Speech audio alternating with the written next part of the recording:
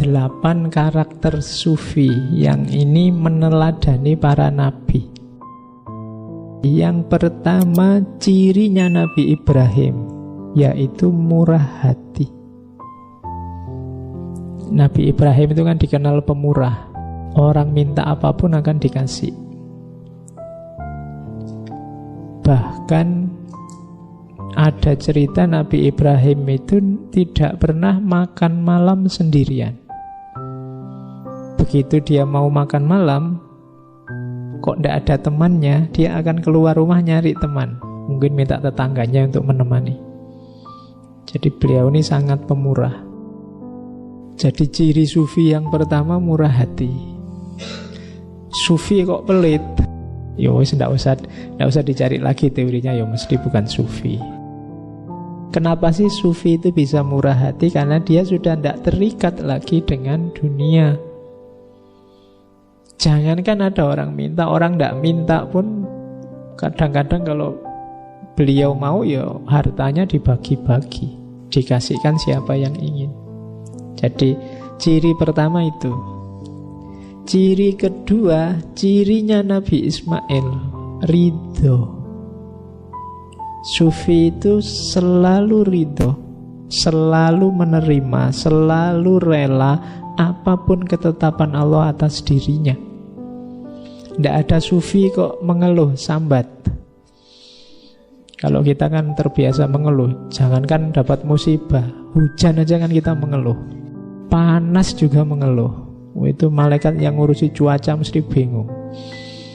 Ini menungso, ini dikasih hujan sambat, dikasih panas sambat, musim kemarau sambat, musim penghujan sambat.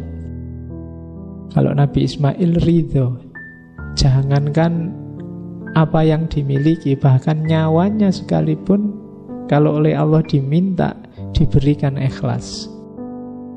Kan kisahnya Nabi Ibrahim dapat wahyu untuk menyembelih, dan Nabi Ismail tidak pakai mendebat bapaknya. Kalau kamu mungkin kamu ajak debat, itu Allah beneran apa? Apa buktinya? Itu mesti gitu, mesti nawar. Tapi kalau Nabi Ismail tidak. Nabi Ismail ngerti bapaknya Nabi, ya, terus kalau memang itu perintahnya Allah, ya silahkan. Ya meskipun tidak bisa ditiru, besok bapakmu tiba-tiba aku tadi malam mimpi, bapakmu bukan Nabi. Tapi ini pelajaran untuk ridho sebenarnya. Apa yang menimpamu, terimalah, ikhlaslah, jangan banyak mengeluh. Jadi sufi berarti ridho. Tidak ada sufi kok protes, komplain. Ya Allah, aku sudah capek-capek berdoa kok tidak dikabul-kabulkan. Tidak ada begitu sufi. Sufi selalu ridho. Yang ketiga, cirinya Nabi Yakub, sabar. Nah, ini kalian semua sudah tahu cerita kesabaran seorang Nabi Yakub. Dari orang konglomerat kaya raya, akhirnya jatuh miskin. Anak-anaknya meninggal semua, istrinya meninggalkan dirinya semua, tinggal satu. Terus beliau kena penyakit parah yang baunya luar biasa sehingga harus diasingkan dari masyarakatnya. Tapi beliau sabar. Jadi sabar berarti kayak ridho tadi, tidak mengeluh, menerima semua yang ditimpakan Allah pada dirinya. Itu Nabi Yakub. Yang keempat, cirinya sufi mampu berkomunikasi dengan bahasa isyarat. Sufi itu punya banyak rahasia karena mereka makrifat, ngerti macam-macam. Ada banyak hal yang tidak harus disampaikan begitu saja pada masyarakat, nanti banyak mafsadatnya, seperti ceritanya Al-Hallaj. Maka sufi harus pinter-pinter berkomunikasi dengan bahasa simbol-simbol. Yang semacam ini pelajaran dari Nabi Zakaria.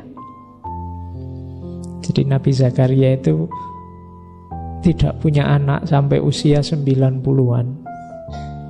Kemudian berdoa, saking sabarnya berdoa, akhirnya dikabulkan oleh Allah ya di usia 90-an itu. Sudah sama-sama tua, Istrinya juga sudah sangat tua. Begitu oleh Allah dibilang, kamu akan aku beri anak. Kan Nabi Zakaria terus tanya, buktinya apa?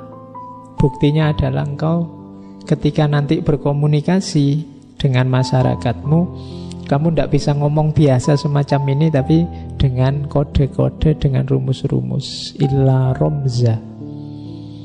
Nah, itu pelajaran dari sini menurut Junaid, rahasia-rahasia Allah yang dalam itu kadang-kadang butuh komunikasi yang simbolik. Makanya kalau istilahnya Ibnu Arabi kan ada creative imagination, imajinasi kreatif, simbol-simbol yang mudah dipahami.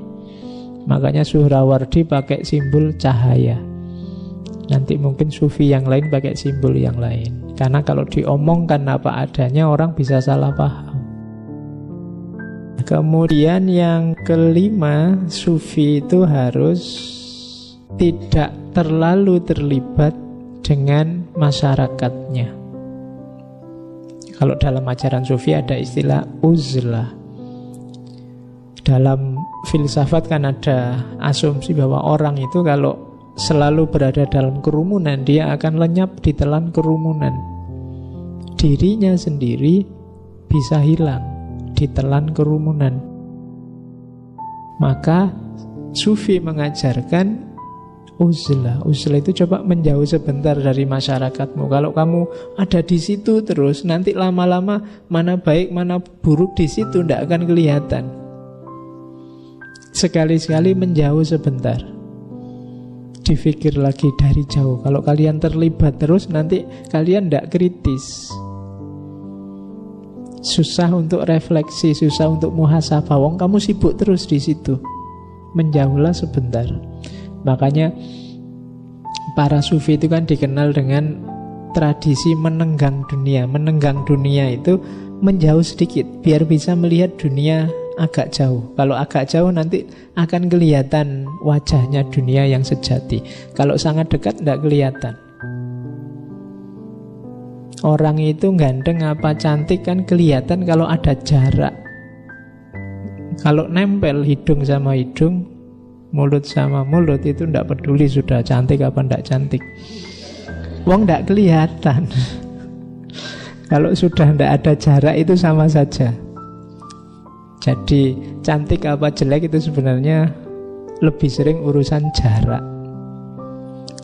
Jadi jaraknya harus pas. Terlalu jauh tidak kelihatan kamu cantik apa jelek, terlalu dekat juga tidak kelihatan. Jadi makanya ya, kamu yang tidak cakep tidak usah minder. Wong itu urusan jarak aja kok. Ya, tenang aja, itu urusan jarak. Nah, Nabi Yahya ini salah satu nabi pemuda yang juga meninggal di umur yang muda, meneladankan pada kita tradisi uzlah. Jangan terlalu dekat, terlibat dengan kehidupan sehari-hari sehingga mengacaukan kebersihanmu. Apa tidak boleh terlibat? Ya boleh. Cuma jangan terlalu terlibat, jangan terlalu terikat. Itulah uzlah. Kemudian pelajaran dari Nabi Musa apa? Kesederhanaan. Isyaratnya pakai jubah wool. Wool zaman dulu ya, jangan bayangkan sekarang kan kain wool itu ya mahal. Tapi zaman dulu kain kulit binatang, menunjukkan kesederhanaan. Padahal Nabi Musa itu anak angkatnya Raja Fir'aun. Harusnya dia kayak pangeran, cara berpakaian, cara hidupnya. Tapi Nabi Musa lebih suka hidup sederhana. Jadi Sufi itu punya kecenderungan gaya hidup sederhana. Kemudian belajar dari Nabi Isa apa? Pengembara. Tidak sempit wawasan, kenapa? Karena pikniknya jauh. Kamu kan kadang-kadang dikritik orang, kamu pikniknya kurang. Itu kan simbol dari wawasanmu kurang luas. Kamu tidak pernah kemana-mana sih. Yang kamu baca cuma itu. Masa liburan kayak gini malah ngaji. Iya. Mbok yo kalian itu rekreasi kemana biar ngerti macam-macam. Nabi Isa itu kan kalau dibaca sejarahnya kan beliau kemana-mana sama muridnya, jalan kemana, menuju kemana. Itu kalian tiru biar wawasannya luas, biar ngerti macam-macam. Kalau modalnya besar ya sana keluar luar negeri, sana ngerti orang-orang di sana ngapain, orang dari luar pulau ngapain, dari luar kotamu ngapain, kan itu. Biar wawasanmu luas, biar tidak sempit. Kalau kamu bisa memberi manfaat dan kamu pengembara, kemanfaatanmu kan bisa dirasakan lebih luas. Kalau kamu hanya sempit saja, ya kemanfaatanmu tidak bisa luas. Jadi jadilah pengembara. Para ulama zaman dulu kan gitu, hobinya kemana-mana. Kadang-kadang mencari satu hadis saja itu bisa jalan kaki sebulan. Ketemu ulama siapa, ketemu ulama siapa. Dan yang terakhir apa yang katanya Imam Junaid, ini kita pelajari dari Rasulullah, Nabi kita. Apa? Rendah hati. Jadi Rasulullah itu dikenal Nabi yang rendah hati, tidak sombong, tidak meninggi-ninggikan dirinya. Itu ciri utama harusnya yang diteladani umatnya. Padahal penyakit besar kita hari ini kan banyak di antara kita yang kebalikannya rendah hati, apa tinggi hati. Merasa diri paling benar, merasa diri paling cocok, paling lurus, paling manfaat. Nah itu berarti kita tidak meneladani Rasulullah. Bahkan Rasulullah itu karena tawaduknya pernah bilang sampai la tusayyiduni, jangan kamu sayyidkan aku. Itu sebenarnya ekspresi tawaduk ya, meskipun kita sebagai umatnya ya tetap menghargai beliau. Jadi ekspresi ketawaduan. Ajaran Islam itu kan banyak mengajarkan tawaduk. Sebagai tamu kita disuruh ad-dhaif kal mayyit. Nah, kita posisinya kayak mayit, itu tawaduk. Tapi sebagai tuan rumah, kita disuruh tamu itu perlakukan kayak raja. Kamu tidak usah tanya, lu tamu itu harusnya kayak raja apa kayak mayit, Pak? Kalau kamu sedang bertamu, posisikan dirimu kayak mayit. Diapakan saja sama tuan rumah, dikasih apa saja, disuruh apa saja, manut. Tapi kalau pas kamu sebagai tuan rumah, jangan merasa bahwa kamu tamu berarti harus kayak mayit ini. Enggak. Kalau kamu tuan rumah, ilmunya tamu itu perlakukan kayak raja. Ini sebenarnya contoh sering saya bilang ya, nasihat itu, pepatah kebaikan itu dilihat konteksnya. Ini untuk siapa, kapan. Oke, jadi itu sifatnya sufi. Saatnya kita muhasabah, kita punya enggak kualitas-kualitas ini dalam diri kita.